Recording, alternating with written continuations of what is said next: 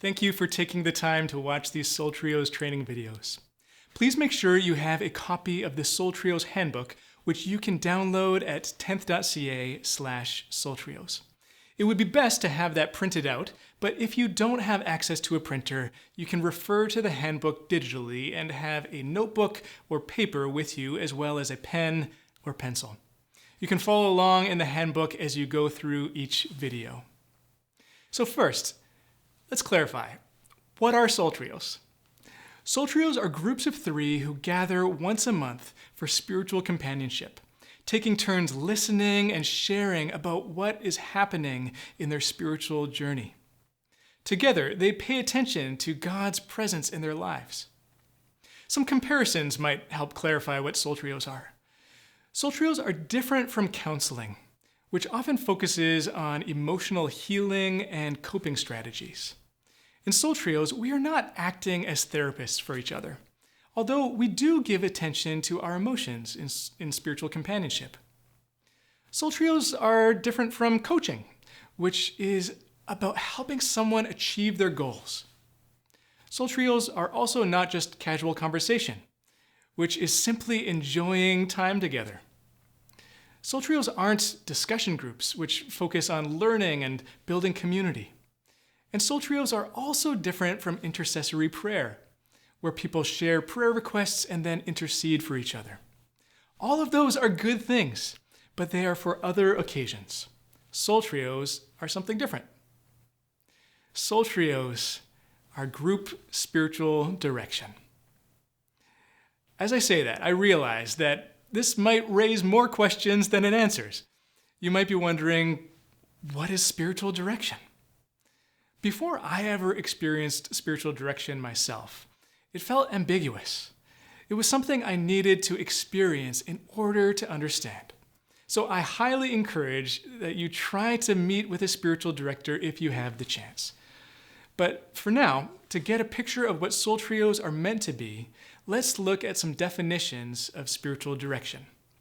One of the most foundational books on spiritual direction defines it this way: help given by one Christian to another, which enables that person to pay attention to God's personal communication to him or her, to respond to this personally communicating God, to grow in intimacy with this God, and to live out of the consequences of the relationship.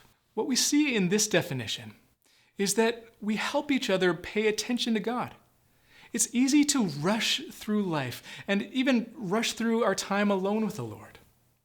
When we are rushed, we miss out on a depth of relationship with God. But being in a soul trio can help us to slow down and give God our undivided attention. We also help each other respond to God.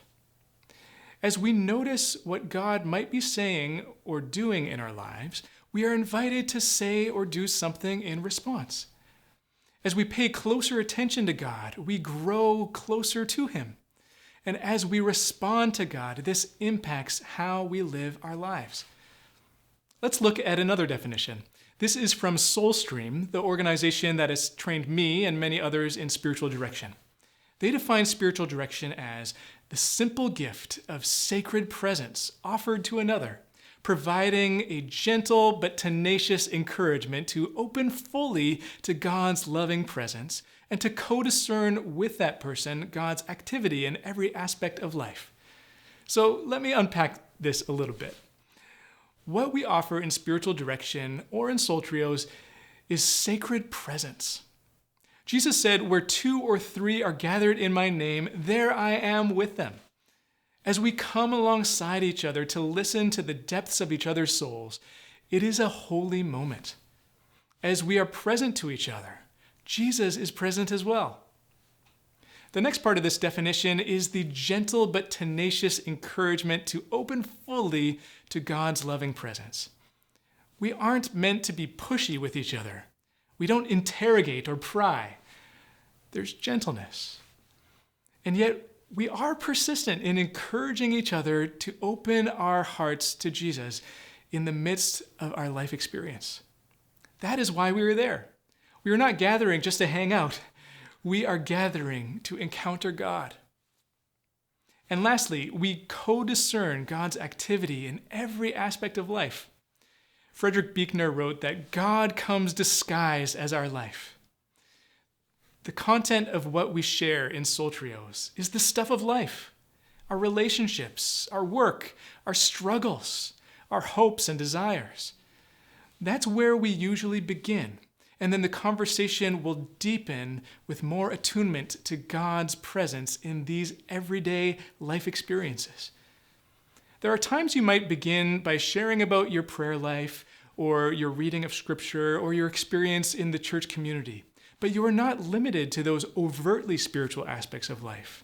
God is active in every part of our lives, and what we are hoping to do is to heighten an ongoing awareness of His presence. That's what it means to pray without ceasing. David Benner writes, "I understand prayer as attunement and response to God's presence. It is becoming conscious of the fact that I am in God's presence. It is learning to be attentive to this presence and responding to it in worded and unworded ways. Conversation with another person who seeks to heighten attentiveness to God's presence is prayer." So that's to say that there is a prayerfulness to a whole Soul Trio session, even if your eyes are not closed and your heads are not bowed. Our time together is prayerful, and we are seeking to heighten a prayerful attentiveness to God in all of life. In Barbara Brown Taylor's book, Altars in the World, she talks about how people inside and outside the church often have a deep longing for more meaning, more feeling, more connection, more life. Ultimately, it is a longing for God, whether they realize it or not. She writes, "People seem willing to look all over the place for this treasure.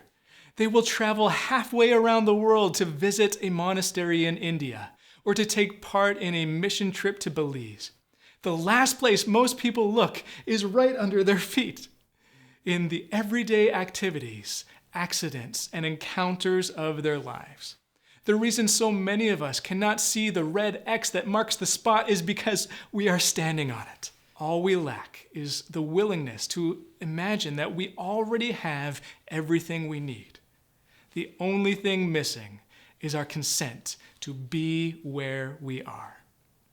In Soul Trios, we help each other be where we are because our very lives are the place where we encounter God.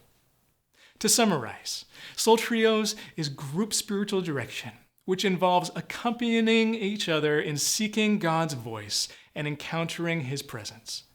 The purpose of Soul Trios is to provide a safe space for honest dialogue about life and faith, to come alongside each other to support a growing relationship with God, and to seek spiritual transformation in community. Simply put, the purpose of Soul Trios is to go deeper. So, what does this look like on the ground? What do you actually do when you meet together? The next video will look at the format of a typical Soul Trios session.